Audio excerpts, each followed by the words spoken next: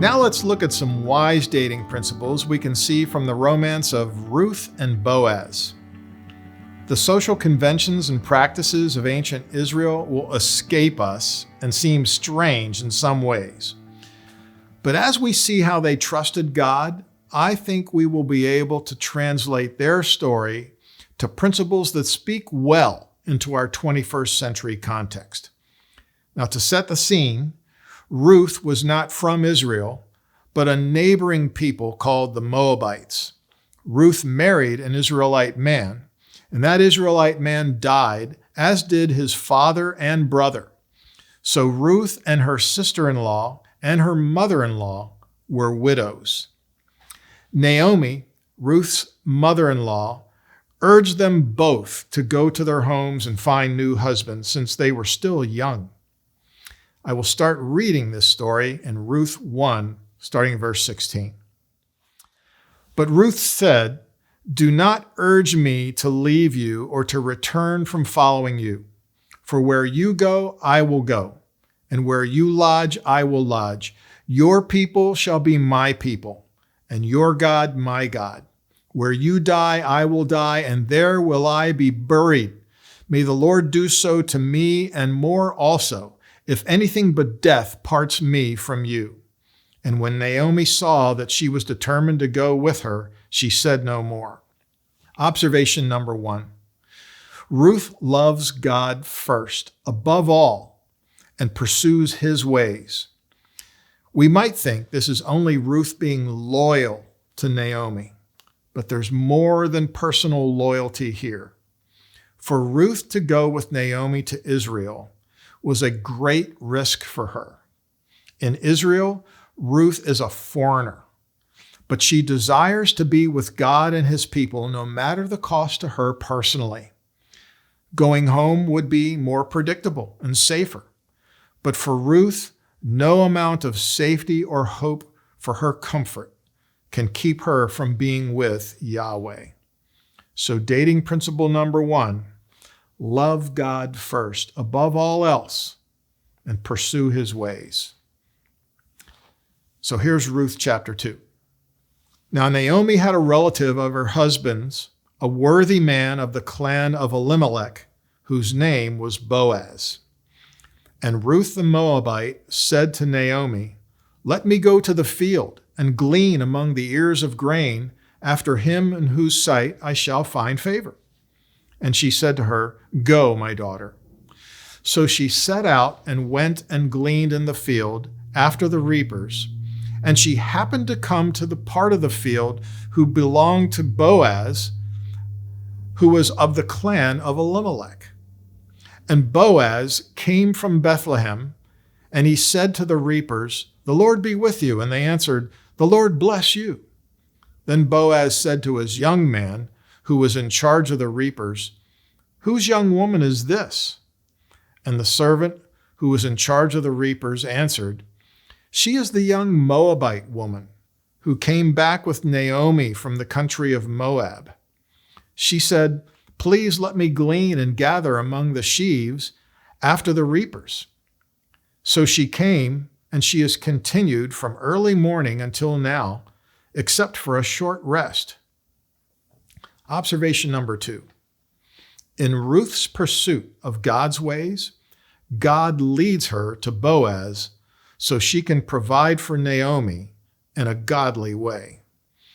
In this scene, we see Ruth embodying our principle of seeking first God's kingdom and righteousness. Ruth is young and can provide for the elderly Naomi. Verse 3 says, "She happened to come to the field belonging to Boaz." This is no accident, but God is providing for her more than she could know. For now, Ruth is finding a landowner sympathetic to a foreign widow, which is also an example of a man who is seeking first God's kingdom and righteousness. Now, here's what happens next. Then Boaz said to Ruth, "Now listen, my daughter, do not go to glean in another field or leave this one, but keep close to my young women. Let your eyes be on the field that they are reaping and go after them. Have I not charged the young men not to touch you?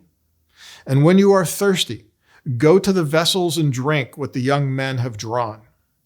Then she fell on her face, bowing to the ground, and said to him, "Why have I found favor in your eyes, that you should take notice of me, since I am a foreigner?"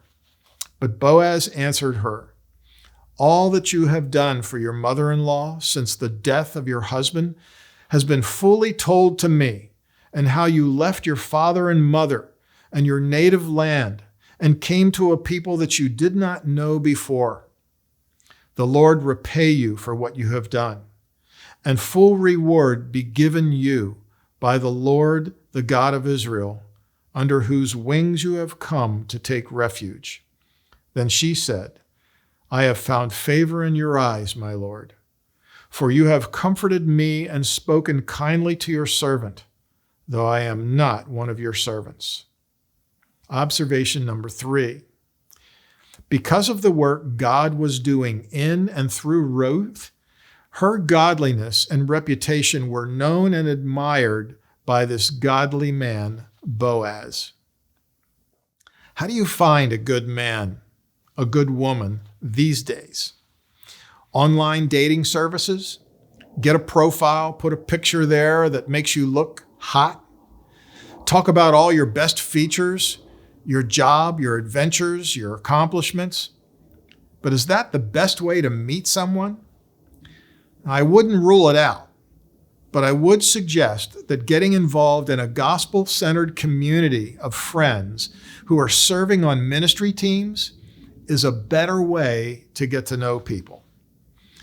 Godly reputation is best discovered when being demonstrated in community.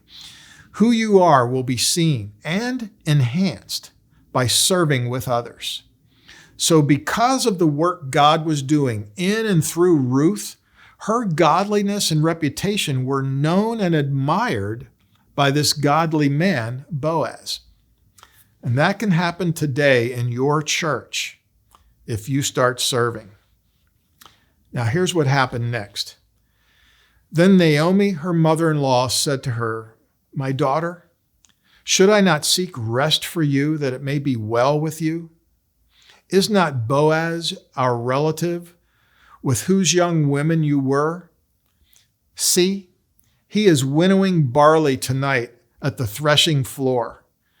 Wash therefore, and anoint yourself, and put on your cloak, and go down to the threshing floor, but do not make yourself known to the man until he has finished eating and drinking. But when he lies down, observe the place where he lies. Then go and uncover his feet and lie down, and he will tell you what to do." And she replied, "All that you say I will do." So she went down to the threshing floor and did just as her mother-in-law had commanded her. And when Boaz had eaten and drunk, and his heart was merry, he went to lie down at the end of the heap of grain. Then she came softly and uncovered his feet and lay down. At midnight the man was startled and turned over, and behold, a woman lay at his feet. He said, "Who are you?" And she answered, "I am Ruth, your servant. Spread your wing over your servant, for you are a redeemer." Observation number 4. In God's provision for Ruth, it turns out Boaz is a kinsman redeemer who is especially positioned to care for Ruth and possibly become her husband. And then also observation number 5. Ruth approaches Boaz in an honorable context, trusting God. Now this scene needs some explaining. Going at night, uncovering the man's feet, lying at his feet? Is this any way for a godly woman to act? Is this respectable or scandalous? In our society, posturing in these ways looks maybe dubious.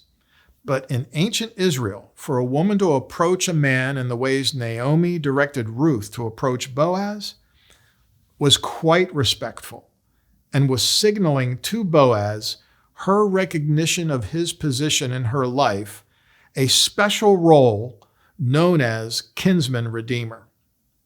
A kinsman redeemer was a relative who had first responsibility to remedy a situation for a family member. For a woman who is a young widow like Ruth, she is very vulnerable to violence and poverty. Ruth is seeking refuge in Yahweh, and so submits to her family's kinsman redeemer as a way of saying to him and to the Lord, "Spread your wings over me." Boaz can't miss this statement of trust in the Lord. It had to strike him, and any who heard it, as a bold statement of faith in Yahweh. When Ruth reports how Boaz responded to her, Naomi was very happy. Boaz, being a redeemer, knew there was another man who was a nearer relative to Naomi and Ruth than he was. Now Boaz must approach this man to see if he would act as redeemer with Ruth. To act as redeemer included that the man would take a young woman like Ruth as his wife. Boaz saw in Ruth a very godly aphrodisiac at work. He said to Ruth, "If he, the near redeemer, is not willing to redeem you, then as the Lord lives, I will redeem you." How romantic. Now here's how this incredible love story ends. Boaz had gone up to the gate and sat down there. And behold, the Redeemer of whom Boaz had spoken came by. So Boaz said, "Turn aside, friend, sit down here." And he turned aside and sat down. And he took 10 men of the elders of the city and said, "Sit down here." So they sat down. Then he said to the Redeemer, "Naomi, who has come back from the country of Moab, is selling the parcel of land that belonged to our relative Elimelech. So I thought I would tell you of it and say, buy it in the presence of those sitting here and in the presence of the elders of my people. If you will redeem it, redeem it.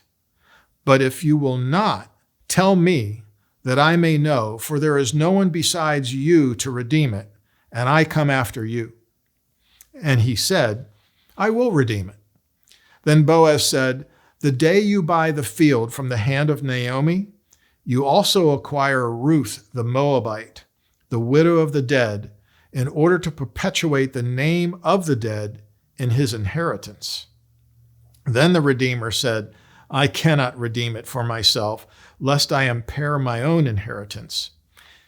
Take my right of redemption yourself, for I cannot redeem it." Observation number 6. Boaz submits to the authorities in his context as a way of submitting to the Lord to see what his will is in his relationship with Ruth. We've been so impressed with the faith and courage of Ruth and her posture toward the Lord and in how she approached Boaz. But now we see how Boaz trusts the Lord by going to the city gate in the presence of the elders to see how the nearer kinsman redeemer would respond. By now, he is smitten with Ruth. But Boaz still waits on the Lord by submitting to those in authority over him. The details of our day and circumstances are different in the 21st century. We don't have kinsman redeemers or elders at the city gate who decide property, and women aren't included in such deals. And these are all good things. Women have gained much needed human rights since those times. But we can see from how both Ruth and Boaz made their decision, it was quite different than Samson. I hope you can think of some wise dating principles from the story of Ruth and Boaz, and identify some foolish practices and principles from Samson's story. These biblical stories can speak powerfully to us in our century, especially for those of us who want to rest in what Jesus has done for us and have that change how we live.